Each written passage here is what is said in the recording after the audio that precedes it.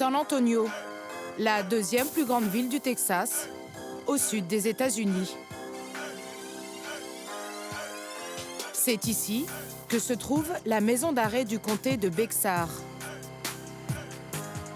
Avec 4500 prisonniers, elle est plus peuplée que Fleury-Mérogis, qui est le plus grand centre pénitentiaire d'Europe. Les détenus passent ici plusieurs mois en attente de leur procès. Ce sont majoritairement des adultes, mais une unité est réservée aux mineurs. Ils ont tous moins de 18 ans.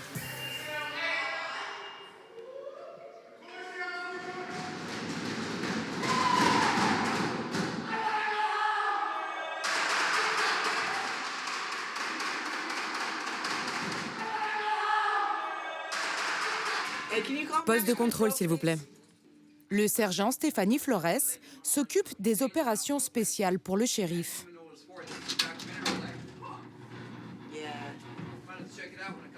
Avant de faire la loi dans cette prison, elle travaillait dans des boîtes de nuit.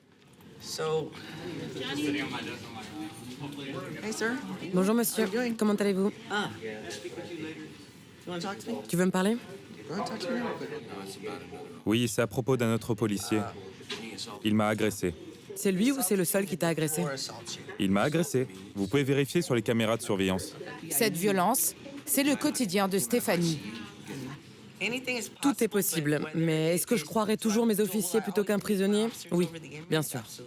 Légalement, tous ces détenus sont encore innocents. Pourtant, leurs conditions d'incarcération sont très éprouvantes.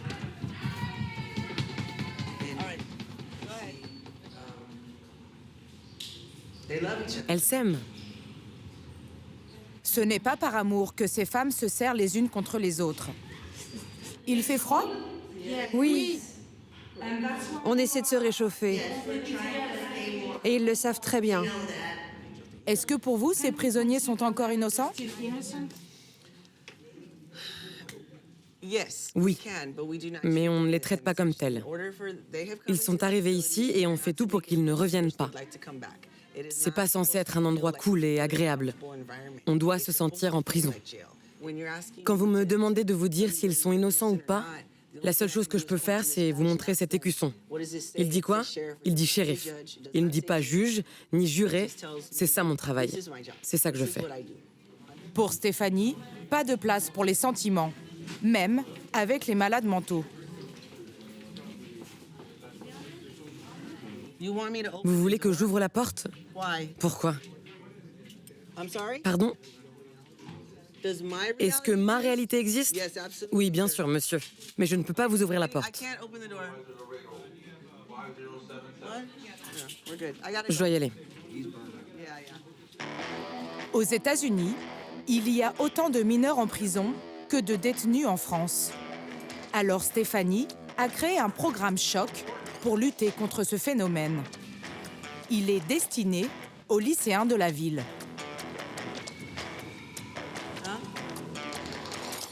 On va vous aligner. Vous êtes 12, c'est ça? Alors 6 d'un côté et 6 de l'autre. Les filles? Pendant quelques heures, ils vont être mis dans la peau d'un prisonnier. Et Stéphanie ne va rien leur épargner. Je vais vous dire tout de suite, je suis pas là pour plaisanter. Debout, contre le mur, debout, contre le mur, main derrière le dos. Pour ces jeunes qui n'ont commis aucun délit, ce premier contact avec l'univers carcéral est brutal. C'est très intense, très rapidement. Et ce n'est qu'un début. Après avoir revêtu l'uniforme des détenus, ils sont menottés aux pieds et aux mains. À partir du moment où vous êtes ici, vous êtes des prisonniers. Stéphanie va tout de suite les confronter aux dures conditions d'emprisonnement dans les cellules. Maintenant, regardez comme ils vivent là-dedans. Juste en voyant ça, dites-moi, c'est affreux, hein? Vous les voyez allongés par terre. Voilà ce qu'ils font. Ils s'allongent sur le sol. Et ils se pissent dessus. C'est dégueulasse. Si ça ne vous plaît pas, eh ben venez pas en prison. C'est ça ma règle. Pour bien marquer les esprits de ces adolescents, Stéphanie les emmène ici. dans l'unité réservée aux mineurs. Ils ont le même âge qu'eux.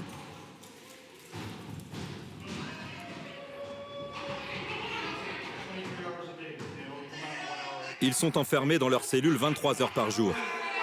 Ils ont droit à une douche et à 1 heure de récréation. Et c'est tout.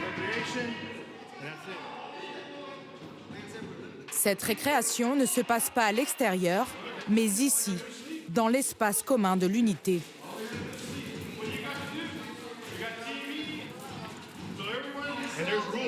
Et ici, il y a des règles. Il y a une toilette pour faire pipi, une pour faire caca et une pour les deux. Si tu te trompes, tu vas te prendre des coups. Je suis sérieux, hein. Ils te tabassent à cause de ça. Ici, pas de soleil. On ne voit jamais le jour. C'est comme à Vegas, mais en moins drôle. Pour garder les lycéens sous pression, Stéphanie a mis en scène une intervention d'urgence avec l'unité spéciale de la prison.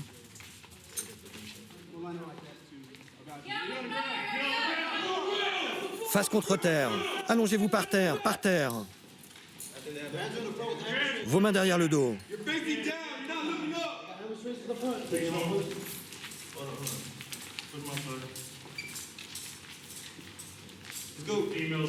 On y va. Les femmes en premier.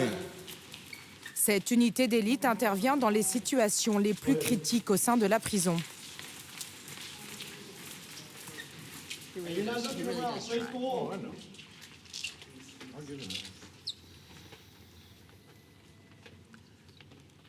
Gardez la tête baissée, face au mur. Tournez-vous et faites face aux officiers. À leur tête, le lieutenant Spengler, 16 ans de maison. Eux, ce sont mes hommes. Vous voulez vous battre? Ils n'auront aucun problème à faire usage de la force contre vous. Ils peuvent vous taser, vous gazer, tirer des flashballs. La chaise. La chaise. De toute façon, on vous fera plier. Vous ferez tout ce qu'on veut. Vous avez déjà vu quelqu'un ficeler pieds et poings liés? On fait ça. On fait ça. Et pendant 2 heures, vous serez immobilisé comme ça. Si mon lieutenant me demande d'immobiliser un détenu comme ça, c'est Noël pour moi. Allez. Après plus de 2 heures dans la peau d'un prisonnier, C'est bon. les lycéens semblent marqués par l'expérience. C'est beaucoup plus intense que ce que je croyais. Ça n'a rien à voir avec ce que tu vois à la télé quand c'est filmé. Pouvoir entendre et sentir, c'est tout à fait différent. Ça me motive carrément à rester dans le droit chemin. Je ne veux jamais revenir ici. Les États-Unis détiennent le record mondial du nombre de prisonniers, avec 2,3 millions d'Américains derrière les barreaux. Et les enfants ne sont pas épargnés. Ils peuvent être incarcérés dès l'âge de 10 ans. On ne peut pas mettre un enfant en prison, c'est pas juste. Seulement 30% des mineurs sont emprisonnés pour un acte violent. La majorité est détenue pour des petits délits, comme la consommation de drogue. Quelle que soit la substance ou la quantité saisie, ils seront poursuivis. Quand ils commettent un crime grave, pas d'excuse de minorité. Les enfants peuvent être jugés comme des adultes et détenus avec eux. Je ne veux pas qu'un autre enfant de 15 ans se retrouve dans une prison pour adultes et soit confronté à ce cauchemar qui est le système carcéral. Les conditions d'emprisonnement des jeunes sont violentes et créent chez eux des traumatismes irréversibles. Si les détenus n'ont aucun problème mentaux en arrivant au trou, ils en ont forcément après. Ils sont placés à l'isolement, au cachot, pendant des mois, dans des cellules sans fenêtres, où ils sont souvent affamés et frappés. Quand ils en sortent, beaucoup d'entre eux sont incapables de se réinsérer. Mon enfance et mon âme sont mortes en moi.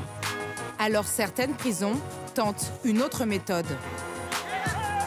Il faut traiter les enfants comme des enfants et pas comme des prisonniers. Mais cela reste une approche très marginale, car l'Amérique a choisi la manière forte pour punir sa jeunesse, parfois à la limite des droits fondamentaux. Ici, pas de pitié pour les enfants qui ne respectent pas la loi. La Joya, une ville pauvre du Texas, située à la frontière mexicaine.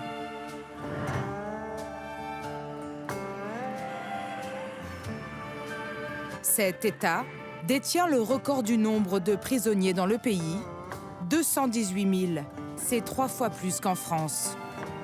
Et s'il y a beaucoup d'enfants parmi eux, c'est parce que des policiers sont présents au sein même des écoles. Dans cette académie, les 43 établissements scolaires ont choisi d'investir dans une police qui leur est exclusivement dédiée. Elle dispose de moyens conséquents, des fusils d'assaut et une 60aine de caméras dans chaque école, de la primaire au lycée. C'est le capitaine Pérez qui se charge de surveiller tous les faits et gestes des enfants. Si je veux voir ce qui se passe dans n'importe quelle école, j'ai toujours un accès. Il faut juste cliquer. Ça peut être du harcèlement, de la drogue, des armes ou des agressions. Pour être sûr que tous les délits soient sanctionnés, un système de délation rémunérée a été mis en place. Alors nous avons différents types d'infractions, vandalisme, vol. Donner une information concernant un vol peut rapporter 40 $, une arme à feu, 200 $. Grâce à ce système, les policiers effectuent une centaine d'arrestations par an, souvent pour des faits qui en France ne dépasseraient pas le cadre d'un conseil de discipline. Ok, tu viens, on va commencer. Asseyez-vous, on arrive. Allez, vas-y, reste près du mur. Je vais te prendre en photo. Pour une histoire de fille, cet adolescent de 16 ans a donné un coup de poing sans gravité à un autre lycéen. Une plainte a été déposée, alors le jeune homme va être traité comme un criminel.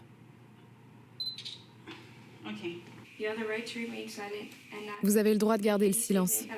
Tout ce que vous direz pourra être retenu contre vous au tribunal. Je sais que j'ai mal agi.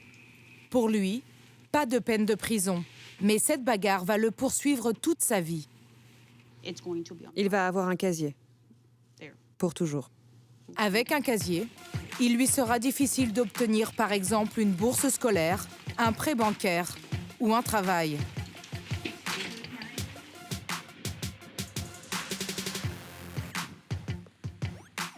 Pour les enfants, impossible de passer entre les mailles du filet. Ils sont surveillés toute la journée par les forces de l'ordre. Dans ce lycée, on compte 6 officiers de police et 4 agents de sécurité. Ils quadrillent l'ensemble de l'établissement et travaillent en collaboration avec le personnel de l'école. Parmi eux, Fabian. Il est en service dans ce lycée depuis 3 ans. Qu'est-ce que tu fais là? T'es pas en classe? Ce matin, il escorte 7 élèves dans le bureau du surveillant général, car elle n'est pas en cours. De quoi? Qu'est-ce que tu fais là? Je sais pas. Tu ne sais vraiment pas pourquoi tu es là? Jusqu'ici, tu as manqué 2 cours aujourd'hui. J'aimerais que tu retournes en cours, ok? Allez, vas-y. Au quotidien, ces policiers font quasiment le même travail que celui d'un surveillant en France, comme faire circuler les élèves dans les couloirs ou s'assurer qu'ils vont en cours. Allez les gars, dépêchez-vous. Les gars, dépêchez-vous, faut y aller.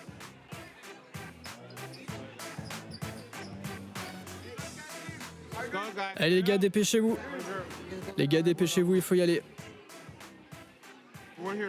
On est là pour aider les élèves et l'encadrement. On travaille ensemble. Au bout du compte, on est là pour les enfants, pour les aider à avoir leur diplôme. C'est pour ça. Aujourd'hui, plus de 40% des écoles publiques américaines disposent d'au moins un officier de police. Si leur présence est requise, c'est notamment parce que depuis les années 90, une guerre contre la drogue est menée dans les établissements scolaires. Dans ceux de La Joya, des descentes sont régulièrement organisées par la brigade cynophile.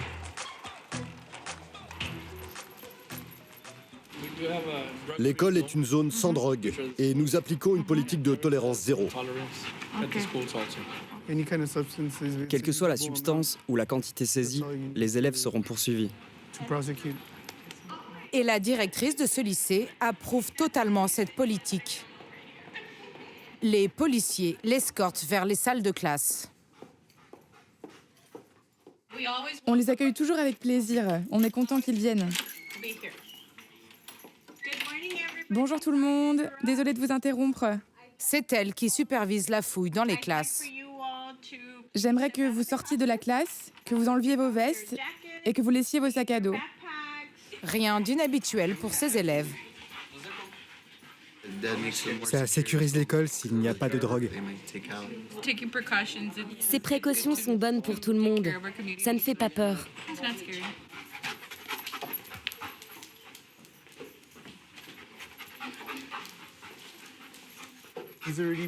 Comme ça fait 4 ans qu'il vient ici, il sait exactement ce qu'il doit faire. Passer à côté de chaque table et faire le tour de la classe. Cette fois, ils n'ont rien trouvé.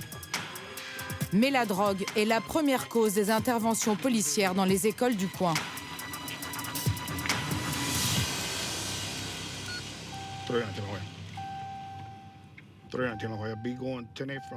Je vais au lycée d'East Academy pour une arrestation. L'officier José Elizondo doit arrêter un adolescent de 17 ans, trouvé en possession d'une faible quantité de cocaïne au lycée. Bonjour. Bonjour, Madame Sanchez. J'ai un mandat. Est-ce que vous pouvez m'envoyer l'élève? Il est là. Bonjour, comment ça va? Bonjour.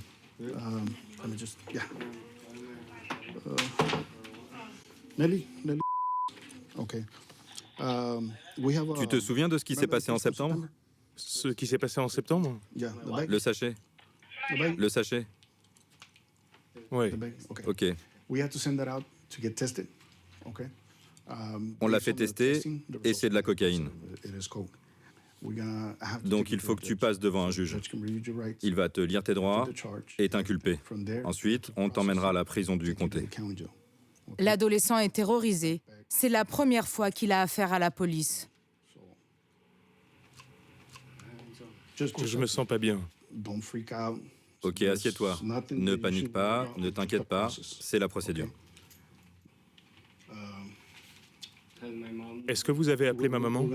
On va le faire. Ça n'a pas encore été fait? Non, mais on va le faire. Est-ce que vous pouvez l'appeler tout de suite? Oui. Mais de toute façon, tu vas te faire arrêter, qu'elle réponde ou pas. Car aujourd'hui, tu es considéré comme un adulte. Tu n'es plus un mineur. Au Texas, il est possible d'incarcérer les enfants à partir de 10 ans. Et dès qu'ils atteignent l'âge de 17 ans, ils sont automatiquement jugés et condamnés comme des adultes. Pour la principale du lycée, cela est tout à fait normal. Je pense qu'ils savent ce qu'ils font à cet âge. Ils doivent être responsables, tenus pour responsables et en subir les conséquences. Sinon, ils vont continuer. Le jeune homme est envoyé à la maison d'arrêt du comté pour quelques heures afin d'être photographié et d'avoir ses empreintes enregistrées. Vous avez peur? Oui, c'est la première fois que je me retrouve dans une situation comme ça. Il sera libéré le soir même et échappera à la prison pour cette fois. Mais une récidive l'enverrait directement derrière les barreaux.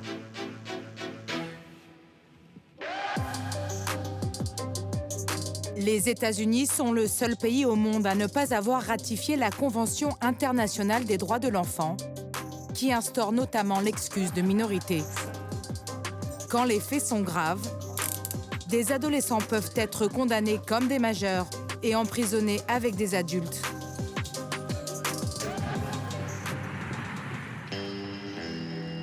Brazoria, au Texas, à 500 km au nord de La Joya. Une petite ville, surtout connue pour sa prison d'adultes, l'une des plus vieilles du pays. Il y a 10 ans, Austin Eversole a été incarcéré alors qu'il avait tout juste 15 ans. Nous avons obtenu le droit de lui parler 1 heure, sous étroite surveillance. Austin doit encore passer 30 ans derrière les barreaux pour le meurtre de son père.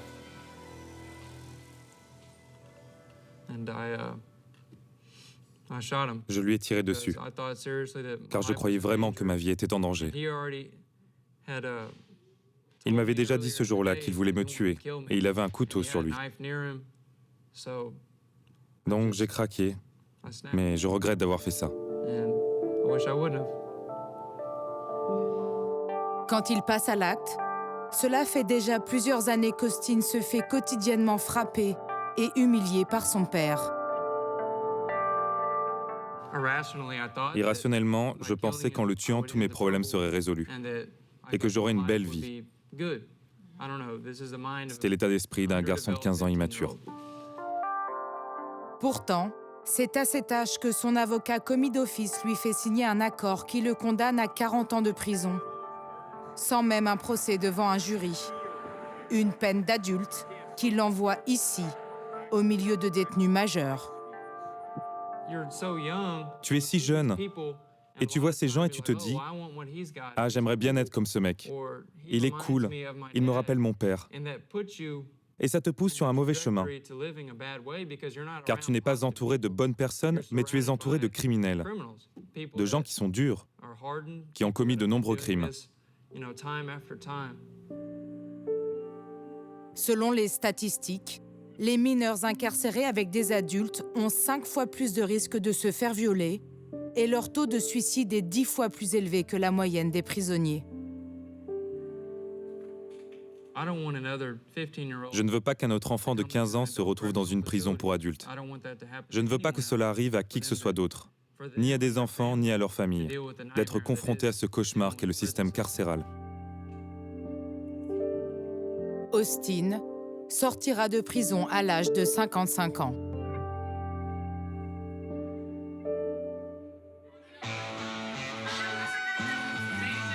Au Texas, cette sévérité envers les jeunes n'a toujours pas fait ses preuves. Leur consommation de drogue ne cesse d'augmenter et leur taux de réincarcération est de 42%.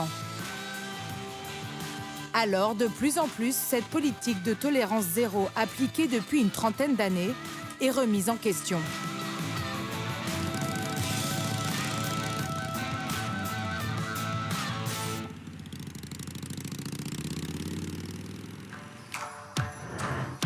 Direction l'Utah, un État situé à l'ouest du pays. Ici, la justice des mineurs a récemment fait l'objet d'une réforme de grande ampleur. Ses principaux objectifs, baisser la population carcérale et tout miser sur la réhabilitation. Au pied de la chaîne de montagnes de Wasatch, la ville d'Ogden, 90 000 habitants. C'est ici que se trouve la prison pour mineurs de Mill Creek. Nous avons obtenu l'autorisation exceptionnelle d'y passer plusieurs jours.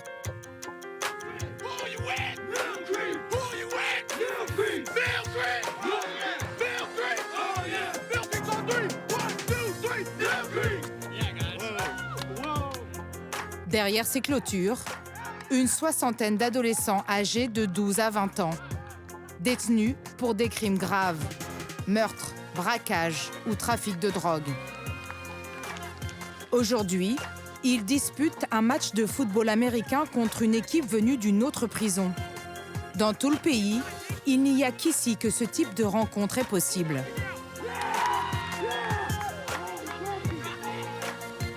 Et c'est grâce à la réforme de la justice des mineurs, conçue par Susan Burke. C'est une approche différente. Il faut traiter les enfants comme des enfants et pas comme des prisonniers. Si on les traite comme des prisonniers, ils vont se conduire comme des prisonniers. Si on les traite comme des enfants, alors ils vont changer leur attitude et se comporter comme tels. Un pari ambitieux, car 90% des détenus sont membres de gangs, parfois rivaux. Et contrairement aux autres prisons, ils sont mélangés. Les tensions sont permanentes.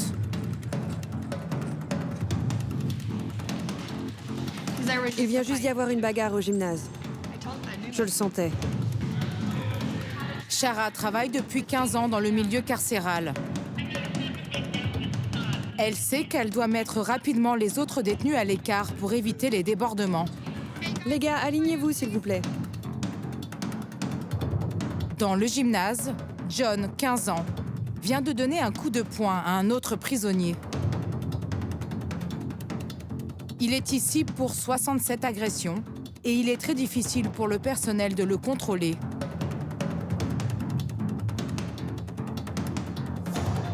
Ils doivent s'y mettre à 6 pour y arriver. Shara est habituée à ce genre de situation. Cette gardienne de prison ne porte ni arme ni uniforme. Elle se voit plutôt comme une éducatrice. C'est pas un signe de gang. On pourrait faire ça. Non, je ne veux pas voir ça. Je ne veux pas voir ça. Ok, on se fait un check alors. Ok, on se fait un check alors. On fait comme ça, comme ça, et comme ça, tu vois? Elle s'occupe d'une quinzaine d'adolescents dans cette unité. Je ne les vois pas comme des prisonniers. Vous les voyez comment? Comme des résidents? C'est un espace sécurisé pour enfants, pas une prison. Parmi ces enfants, José, 17 ans, membre d'un gang. Il est arrivé il y a une semaine pour kidnapping et vol avec violence. Ils voulaient m'envoyer dans une prison pour adultes où j'aurais fait entre 15 ans et perpétuité. Mais je me suis battu pour être toujours considéré comme un enfant et j'ai signé un accord. Dans cet accord, il y a une condition qui s'apparente à une épée de Damoclès pour José. En cas de bagarre avec un autre prisonnier, il risque la perpétuité dans un pénitencier pour adultes. Ta mère s'inquiète beaucoup pour ça. Et ici, les provocations entre gangs rivaux sont courantes. Tu sais quoi? Ici, c'est le Salt Lake City, et je t'emmerde, espèce de déchet. Stop, stop, stop. Shara intervient pour empêcher que la situation ne dégénère pour José. Il a manqué de respect au gang de José. Du coup, il s'est mis à l'écart pour éviter la bagarre. Ça, c'est ma chambre. Pour se calmer, José a quelques rituels. Je prie. Et là-dessus, j'ai écrit mes objectifs pour la semaine.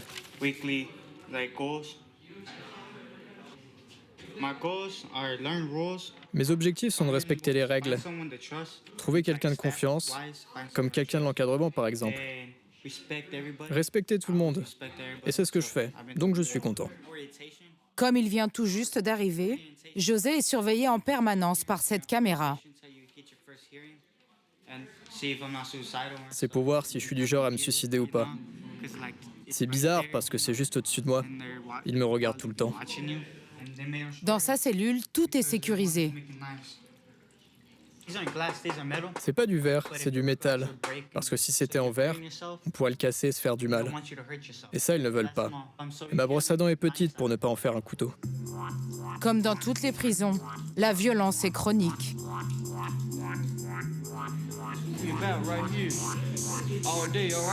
Regarde bien, si tu viens en Utah, voilà ce que tu vas prendre. La plupart des détenus ont intégré des gangs très jeunes. C'est à 13 ans que José est entré dans celui des Sureños et il n'a pas vraiment eu le choix.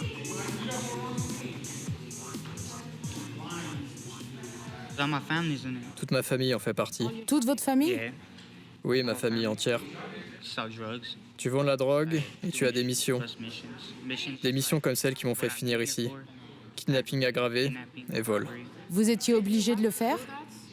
Oui, sinon tu te fais lyncher pendant 13 minutes d'affilée. Moi, je me suis fait démolir par les membres de mon gang quand je leur ai dit que je voulais me calmer et sortir du gang. J'ai eu les côtes cassées, ma clavicule, ma mâchoire, quelques dents aussi. J'ai eu une hémorragie du cerveau et mon genou défoncé par une batte de baseball. Tu ne peux pas t'en échapper. Non, tu peux pas t'en échapper. Quand je vais sortir, ce sera exactement pareil. Je vais essayer d'être plus intelligent et pas me faire prendre. Et vous aussi, vous allez retourner dans votre gang? Oui, je suis obligé. Obligé? Oui, pour survivre. Et vous en avez envie? Honnêtement, non. Je préfère être avec ma famille. Ces adolescents se trouvent dans une situation inextricable. Kevin, mets ton polo vert. Pour les aider à s'en sortir, l'administration mise sur l'école. 1, 2, 3, 4, 5, 6, 7. Comme tous les jeunes Américains, ces détenus vont en cours tous les jours. Les classes sont intégrées à la prison. Restez sur la droite, les gars. Pour l'unité de José, la matinée commence par le cours de biologie. Thème du jour, l'ADN. Allez, on y va.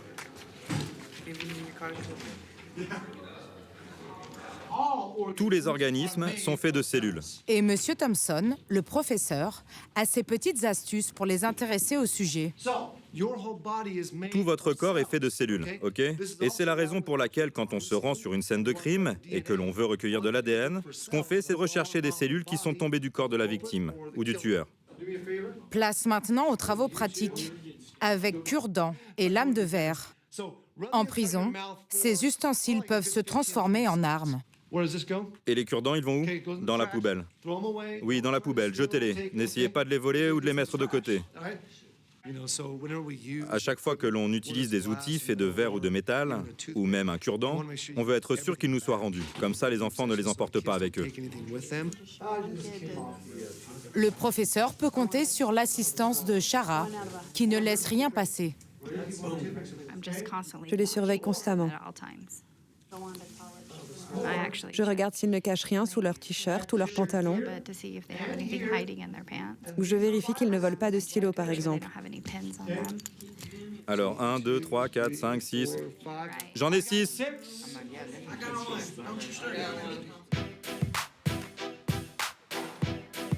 Pour apprendre à ces adolescents à bien se comporter, un système de points leur permet d'obtenir des avantages, comme de passer plus de temps à jouer dehors ou de participer au cours de Marty, un thérapeute aux méthodes originales.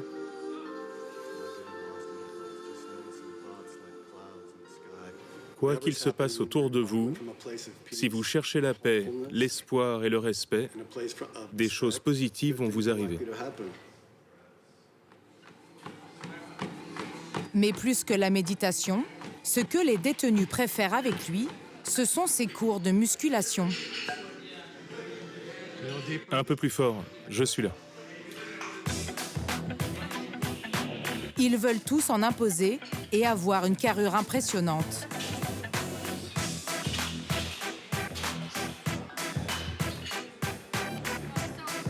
Surtout, le plus jeune d'entre eux, Chris, qui vient d'avoir 14 ans et qui est victime de nombreuses moqueries.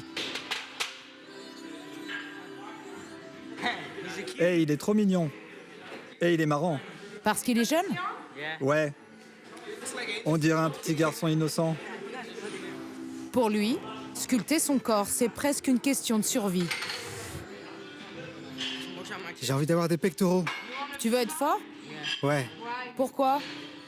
pour être fort et frapper les gens. Ce n'est pas le but du thérapeute. Ce qu'il veut, c'est leur apprendre à se contrôler. La plupart d'entre eux ont été maltraités pendant l'enfance, abusés, négligés ou abandonnés. Et ça leur crée des problèmes de comportement. Cette pratique leur permet de savoir qu'ils peuvent utiliser leur corps pour gérer leurs émotions et trouver la paix intérieure. Merci Marty.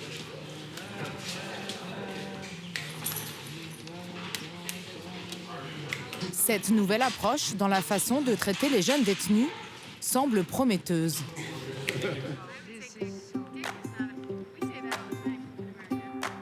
Le taux de récidive commence à baisser en Utah.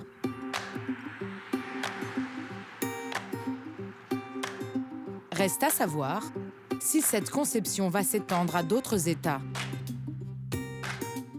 Car depuis quelques années, l'Organisation des Nations Unies dénonce la torture pratiquée dans les prisons américaines.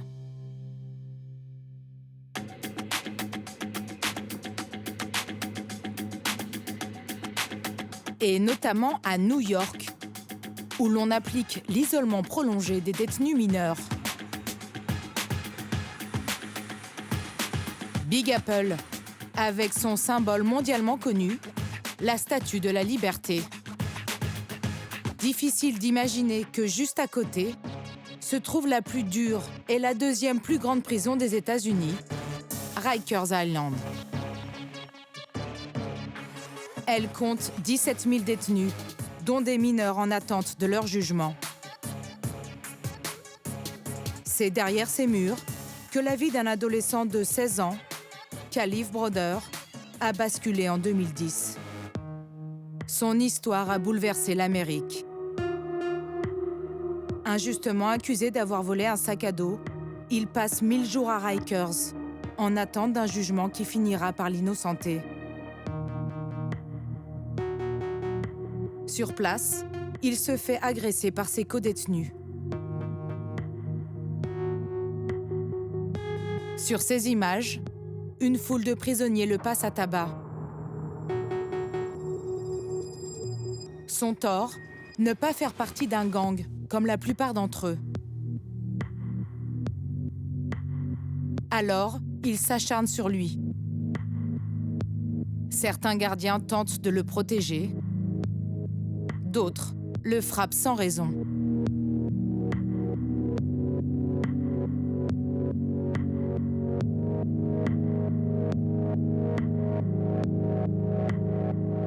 Pour sa protection, il est envoyé à l'isolement, au trou.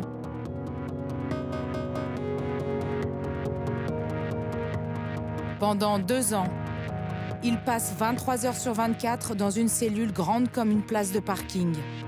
Sans quasiment aucun contact avec l'extérieur, il tente plusieurs fois de se suicider. À 16 ans, Kalief Browder s'est fait arrêter par la police en rentrant chez lui après une fête dans le Bronx. À sa sortie, son histoire fait le tour des médias. Le pays découvre l'horreur du mitard. Là-bas, ils te privent de nourriture. C'est dur parce que même avec les 3 plateaux qu'ils te donnent par jour, tu as encore faim. Ça doit faire partie de la punition. Alors quand ils te privent d'un repas, ça a un impact énorme. À quel point ils t'ont affamé? J'ai été tellement affamé que je ne peux même pas compter. Ce genre de choses, ça arrive tous les jours. Et il faut que ça cesse, car il y a beaucoup d'innocents qui sont enfermés là-dedans. Le maire de New York a promis de fermer Rikers Island dans les 10 ans. Quant à Kalief Browder, détruit psychologiquement, il s'est suicidé 2 ans après sa sortie de prison. En sa mémoire, une rue porte son nom à New York.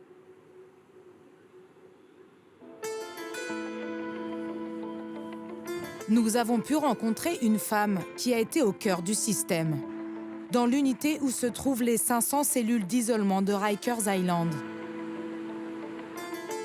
Elle s'appelle Mary Buser. Elle y a travaillé 8 mois comme assistante psychiatre. Et ce qu'elle y a vu l'a traumatisée à vie. Si les détenus n'ont aucun problème mentaux en arrivant au trou, ils en ont forcément après. Ils étaient souvent couverts de sang à force de se mutiler les bras, d'essayer de sortir leurs veines du corps. Les murs étaient tachés de sang. Ils se cognaient la tête dessus. J'ai vu des crânes à vif. Ils se fabriquaient des nœuds coulants. Ils balbutiaient, perdus, incohérents. Certains se vautraient dans leurs excréments. C'est très perturbant de voir des êtres humains dans un tel état. D'autant que les conséquences de l'isolement sont désastreuses pour la santé mentale. Ça broie le cerveau. Les gens deviennent complètement dépressifs. Ils ont des conversations imaginaires avec les murs ou les mouches, de l'anxiété, des difficultés à avoir des contacts sociaux ensuite. Ils sortent de la réalité. Désespérés, suicidaires, c'est extrême. Aujourd'hui, de plus en plus d'États américains limitent l'isolement pour les mineurs, mais un tiers d'entre eux y ont recours sans restriction. Pour les jeunes qui survivent à cet enfer, le retour à une vie normale est quasi impossible. Au nord de Central Park, le quartier d'Harlem. Une grande partie de la population est noire. Elle a 5 fois plus de risques de se faire incarcérer que la blanche.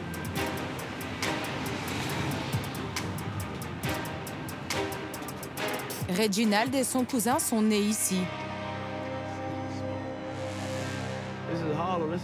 Harlem, c'est le meilleur quartier de New York.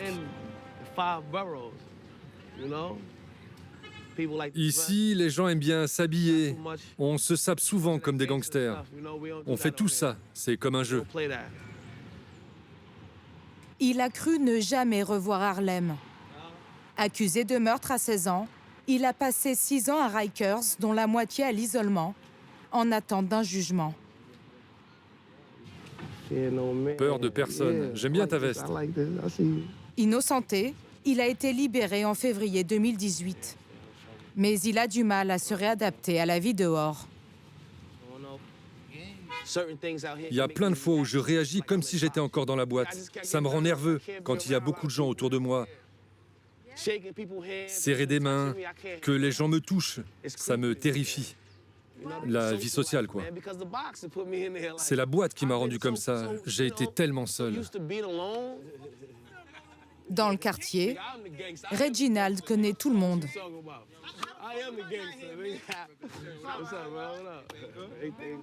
Beaucoup de ses amis ont séjourné dans la boîte, le surnom donné au cachot.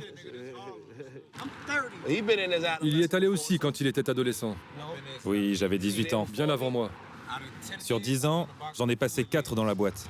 En fait, il a grandi dans la boîte. Il faut être fort dans sa tête. Sinon, tu te fous en l'air. C'est hyper dur. Il y a beaucoup de gens qui pètent les plombs dans la boîte.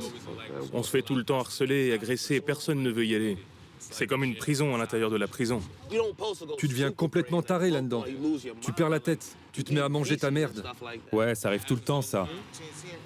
Je ne souhaite ça à personne.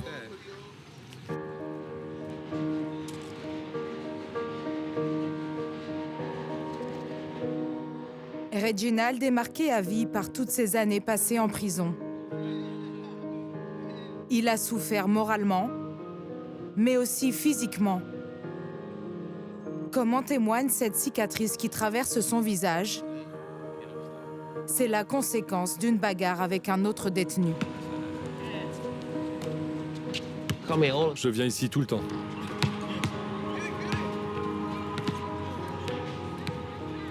Vous ne jouez pas? Non, je jouais beaucoup quand j'étais jeune.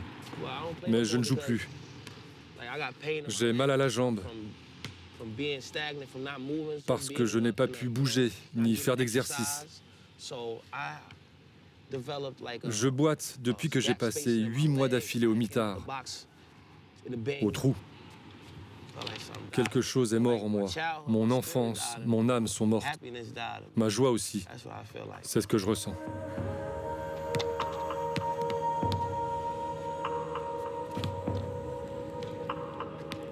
Aujourd'hui, Reginald est désœuvré. D'autant plus qu'avec ses handicaps, il lui est difficile de trouver un travail. En attendant, il vit ici, hébergé par son cousin dans l'appartement familial. Comme un tiers des jeunes qui ont été en prison, il souffre de dépression. Il a toujours une boîte de médicaments sur son étagère pour l'aider à dormir. Mais ce qui l'inquiète le plus, c'est cette colère qui ne le lâche plus. Là-bas, tu fais des choses qui sont pas bien. Tu deviens violent. Tu cognes sur une porte pour attirer l'attention. Tu agis comme un animal. C'est normal quand t'es là-bas. Mais quand tu sors, tu te dis, c'est pas possible. C'était pas moi. J'ai pas envie d'être cette personne agressive que je suis devenue, haineuse. Parfois, je déteste des choses sans raison. Je comprends pas pourquoi. J'ai toujours l'impression d'avoir 16 ans. Je ne me sens pas comme un adulte. J'étais perdu. Je suis perdu. Toujours perdu. Je n'ai pas grandi. On ne m'a pas donné la chance d'évoluer. On ne peut pas mettre d'enfant là-dedans. On ne peut pas mettre un enfant en prison. C'est pas juste. C'est juste un gamin. Désormais, il s'accroche à l'espoir d'obtenir des dommages-intérêts de la part de l'État de New York.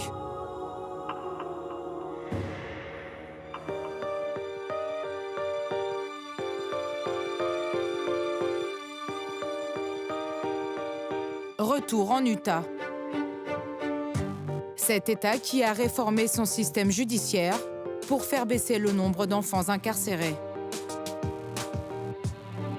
Dans ce bâtiment flambant neuf, collé à la maison d'arrêt pour mineurs, un nouveau programme vient de voir le jour.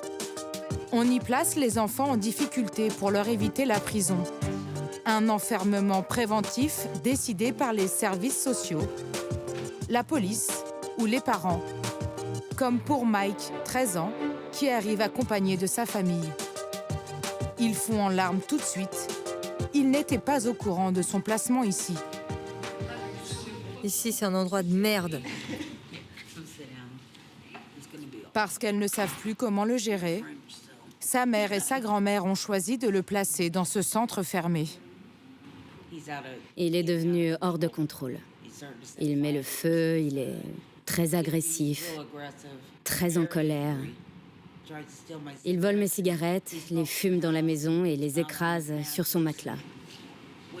On ne veut pas qu'il finisse en prison plus tard, parce que c'est vraiment le chemin qu'il est en train de prendre. Mike va rester ici 30 jours, la durée maximale.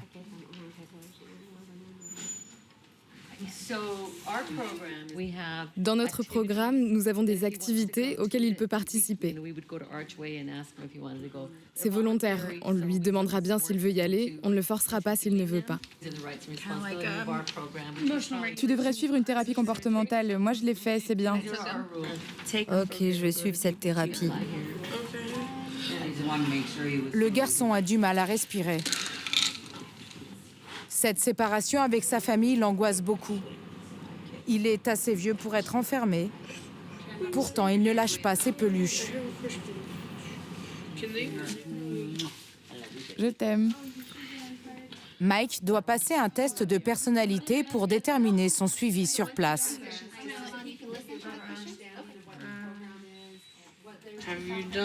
Avez-vous fait quelque chose que vous regrettez quand vous étiez ivre ou drogué? Oui. Avez-vous déjà eu envie de vous suicider? J'ai répondu oui.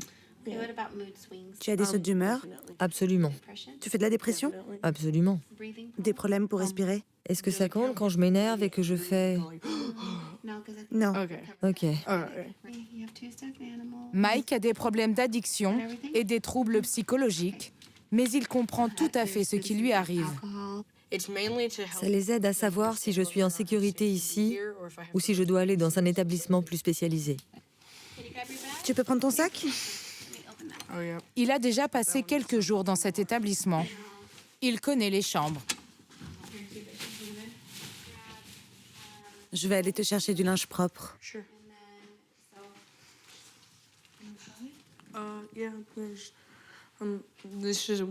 C'est un lit en bois parce qu'ils ne veulent pas que les enfants aient des lits en métal, car sinon ils pourraient utiliser les ressorts pour se faire du mal. Ça, ce sont des matelas en mousse pour que les enfants ne s'étouffent pas avec. Pareil pour l'oreiller. C'est aussi petit qu'une cellule de prison ici. Les troubles du comportement de Mike sont liés, entre autres, à sa situation familiale. Son père, toxicomane, est sans abri. Pourquoi es-tu aussi en colère? Parce que je ne vois plus mon père. Ça me rend triste. Je ne suis pas content d'être ici, mais je pense que ça va m'aider. Tu as peur d'aller un jour en prison? Honnêtement, oui, parce que je pourrais me faire tabasser. Et tu n'as même pas le droit d'avoir une brosse à dents, car il les transforme en couteau.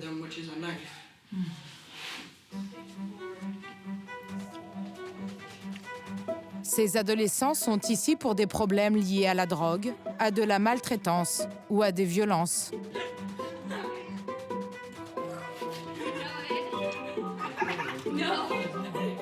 Mike s'est lié d'amitié avec Samantha, 15 ans. Elle est ici pour échapper à sa mère qui la bat.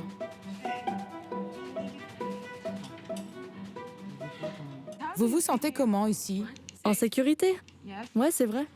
Je me sens en sécurité. Pourquoi tu rigoles? Moi, je me sens comme dans une cage. Ouais, mais elle est bien. Ah non, elle est pas bien, cette cage. Mike a des difficultés avec les autres enfants de son âge. Tu n'as pas d'amis dehors? Non, parce que je suis méchant. Tu le crois vraiment? Personne ne veut traîner avec quelqu'un qui fume et qui prend de la drogue et tout. Son problème d'addiction a peu de chances de s'arranger, vu la dose massive de médicaments qu'il prend. Chaque soir au coucher, c'est le même rituel. Comme en prison, Leslie vérifie qu'il ne cache pas de pilules dans sa bouche. Ok, tous. Tous de l'autre côté. Il prend quoi comme médicament? Des somnifères, des anxiolytiques, des antidépresseurs et des antipsychotiques. Il en prend 6 le soir et 4 le matin. C'est beaucoup. En Amérique, en plus d'être enfermés, les enfants agités sont souvent traités avec des médicaments très forts, aux nombreux effets secondaires. Ça t'aide? Non, Comment tu le sais? je ne pense pas que ça m'aide. Pourtant, des médicaments, il en demande encore. Vous avez pas de mélatonine ici? Non, on en demandera aux infirmières demain. Je peux pas dormir sans mélatonine. La mélatonine est un médicament qui aide à trouver le sommeil.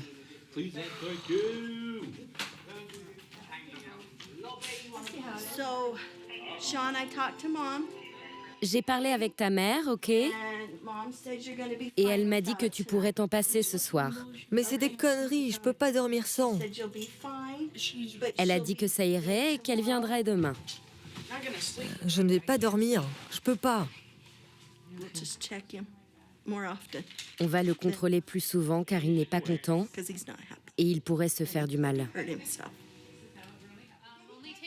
Pendant près d'1 heure, Mike s'agite dans tous les sens.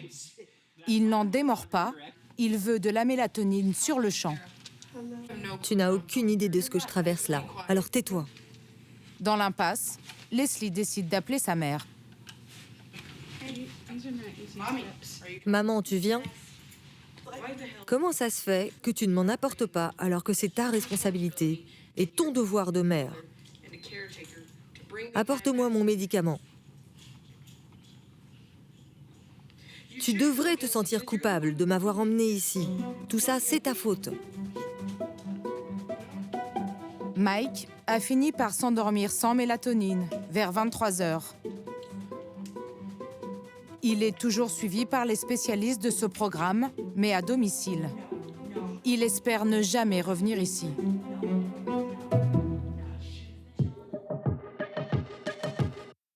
Coupés de leur famille, perturbés dans leur scolarité, les enfants emprisonnés sont exposés à des violences et des traumatismes qui mettent en danger leur développement et dont ils garderont des traces à vie. Ils retournent dans la société, perdus, stigmatisés, avec souvent peu d'autres perspectives que celle de retomber dans la criminalité.